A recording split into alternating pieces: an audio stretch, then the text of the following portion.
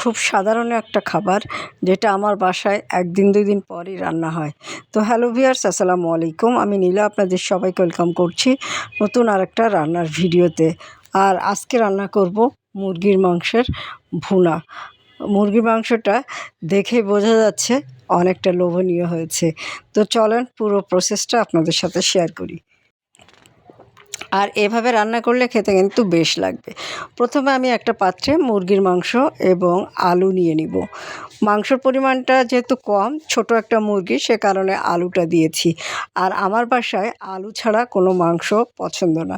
এখন দিয়ে দিলাম আদা, রসুন এবং গরম মশলা একসাথে বেটে নিয়েছি। একটু পেঁয়াজ কুচি, স্বাদ মতো লবণ, হলুদ, জিরা গুঁড়া, ধনিয়া গুঁড়া এবং গরম মশলার গুঁড়া।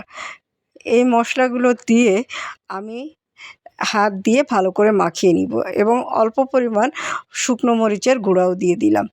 দিয়ে মুরগিটা মাখিয়ে আমি মিনিট 5 বা মিনিট 10 রেখে দিব। খুব সিম্পলভাবে রান্নাটা করা আর খুব সহজে শর্ট টাইমে রান্না করা যায়। এখন আমি কড়াইয়ে তেল দিয়ে একটু পেঁয়াজ কুচি দিয়ে দিলাম। দেখতে পেয়েছেন আমি মাখানোর সময় খুবই সামান্য একটু পেঁয়াজ কুচি দিয়েছিলাম, কেননা মুরগির মাংসে পেঁয়াজ কুচি বেশি দিলে ভালো লাগে না। এখন আমি গরম তেলে পেঁয়াজটা ভালো করে ভেজে নিচ্ছি। পেঁয়াজ ভাজা হয়ে গেলে এটার ভিতরে আমি একটা বড় সাইজের টমেটো কেটে নিয়েছি, টমেটোটা দিয়ে দিলাম। 2টা টমেটো কেটে নিয়েছি, টমেটোটা দিয়ে দিলাম। টমেটোটা টক টমেটো। এখন আধা চামচ আমি চিনি দিয়ে দিলাম। এই চিনিটা দেওয়াতে মানে একটা ঝোলের ভিতরে একটা অন্যরকম স্বাদ চলে আসবে। আর আমি যখন গরম মশলাটা বাটি, ওটার ভিতরে আমি অবশ্যই গোলমরিচ দিয়ে রাখি। 7-8 পিস গোলমরিচ আমি দিয়েছি, যার কারণে কিন্তু মিষ্টির প্রভাবটা পড়বে না। এখন আমি মাংসটা দিয়ে ভালো করে একটু নাড়াচাড়া করে নেব। নিয়ে পাত্রটা ধুয়ে পানিটা দিয়ে দিব। পাত্রে যে মশলাটুকু লেগেছিল সামান্য একটু পানি দিয়ে দিব এবং এই পানি দিয়েই রান্না হয়ে যাবে।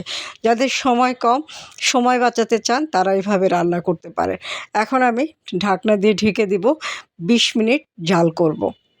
15 থেকে 20 মিনিট জাল করলেই মুরগিটা এবং আলুটা দুইটাই ভালোভাবে সিদ্ধ হয়ে যাবে। এখন একটু নাড়াচাড়া করে দিচ্ছি যেন মশলাটা ভালোভাবে পুরো মাংস এর সাথে মিশে যায়। দেখেন ঝোলটা ঘন হয়ে এসেছে। এখন আমি নামিয়ে এটা পরিবেশন করব গরম গরম ভাতের সাথে।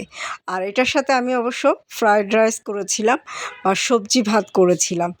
সবজি ভাতের সাথে এরকম মাংস খেতে ভালোই লাগে। শুধু সবজি ভাতের সাথে না, পরোটা বা গরম ভাতের সাথে খেতে কিন্তু বেশ লাগবে। কালারটা খুব সুন্দর এসেছে, দেখতে যেমন সুন্দর হয়েছে, খেতেও তেমন টেস্টি হয়েছিল। কারা কারা এভাবে রান্না করেন কমেন্ট করে জানাবেন। যারা কখনো এভাবে রান্না করেননি, একবার হলেও ট্রাই করবেন। রান্নাটা ভালো লাগলে লাভ রিয়াক্ট দিয়ে দিবেন। সাথে থাকবেন, ভালো থাকবেন। আল্লাহ হাফেজ।